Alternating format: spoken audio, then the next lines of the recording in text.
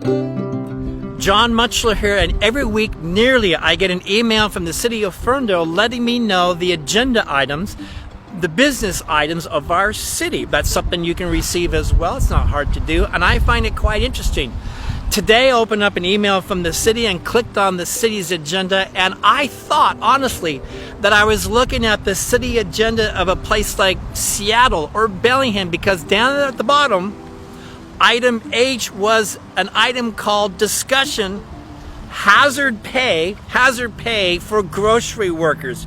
You probably have heard about this. In certain parts of the states, municipalities and counties have passed a law in light of COVID that grocery store workers receive a $3 or $4 or $5 an hour increase from their employer. This is not paid by the state or the city or the county. This is paid by the employer to his employees. Now, a question for you. Does anybody here feel like they're not paying enough money for their groceries right now?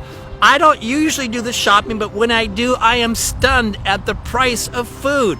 I occasionally look at the receipts that come to the house, and things have gotten rather expensive. And what do you think a mandated required pay increase would mean to the price of our groceries? That's right. I also have some questions. How does $4 an hour increase make a worker safer? If this is about hazard pay, how does paying them more actually make them safer?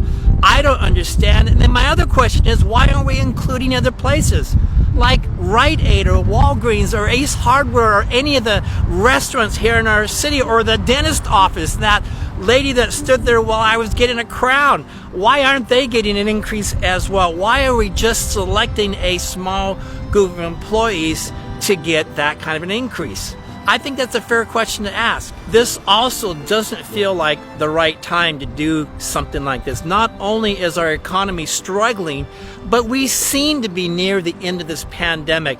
Most Americans are being vaccinated or have been vaccinated, including yours truly, and the danger level certainly is not what it was just a few months ago. I also have another question. How do you undo a pay increase? If a class of workers is going to get paid $4 an hour more, I assume at a certain point that comes to an end when things are safe again. But here you've got a whole class of citizens, good people, hardworking people, that have gotten used to a $4 an hour increase. They've adjusted their lifestyles to that new salary, and then you're saying to them, now we're going to take it away. I don't know the exit strategy of doing something like that, but it doesn't look like a very good one. And I'd like to say something to my friends and family members who have or do work in the grocery business. I used to work at the local Thriftway here in Ferndale on Main Street and 3rd, and was part of the union. It is hard work, and you work very closely with the public. But how is it fair that we are required to give you a wage increase, but nobody else? The best way to go about this is to work with your labor union to negotiate contracts that will handle this matter, and certainly not continue to invite the heavy hand of government to get involved with your business and your employment. So at the next Ferndale City Council meeting, this council will discuss hazard pay for people in the grocery business.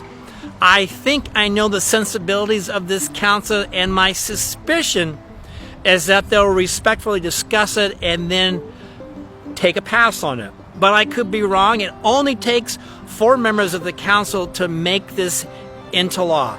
If you have strong feelings about it, either way, communicate those to your city council. I'll provide their contact here. In the meantime, thank you for watching and listening, and have a great Ferndale day.